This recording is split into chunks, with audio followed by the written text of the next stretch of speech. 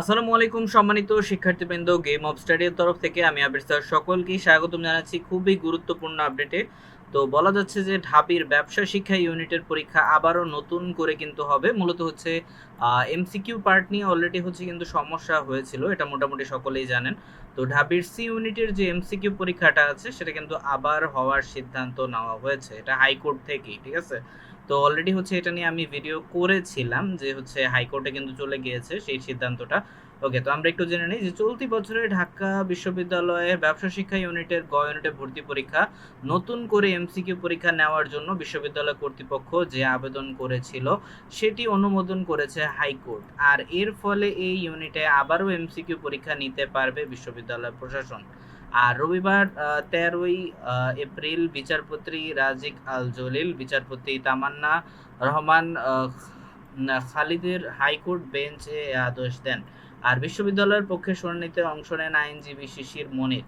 আর এর আগে গত 8ই ফেব্রুয়ারি অনুষ্ঠিত হয় ইউনিটের ভর্তি পরীক্ষা। তবে পরীক্ষার প্রশ্নপত্রে একাধিক ভুল থাকার অভিযোগ এনে এক পরীক্ষার্থী 20 ফেব্রুয়ারি উপাচার্যের কাছে পুনরায় পরীক্ষা নেওয়ার আবেদন করেন, কিন্তু এই আবেদনটি কোনো সদুত্তর না পাওয়ায় কর্তৃপক্ষ নিষ্ক্রিয়ভাবে অভিযোগ এনে তিনি হাইকোর্টে রিট করেন। আর রিটে প্রশ্নপত্রের ভুলের কারণে পরীক্ষা বাতিল করে নতুন করে আয়োজনের দাবি জানানো হয় এবং আবেদন নিষ্পত্তি না হওয়া পর্যন্ত ভর্তি পরীক্ষার কার্যক্রম স্থগিত রাখার আলোচনা নির্দেশনা চাওয়া হয়। আর এই রিটের শুনানি চেয়ে 19 মার্চ বিচারপতি ফাতেমা নজিব এবং হচ্ছে তো ফল প্রকাশের স্থগিত দেন এবং হচ্ছে রুল জারি করেন। তো এমসিকিউ পার্টটা হচ্ছে নতুন করে হচ্ছে এমসিকিউ পরীক্ষা নেওয়ার অনুমতি কিন্তু নেওয়া হয়েছে হাইকোর্ট থেকে।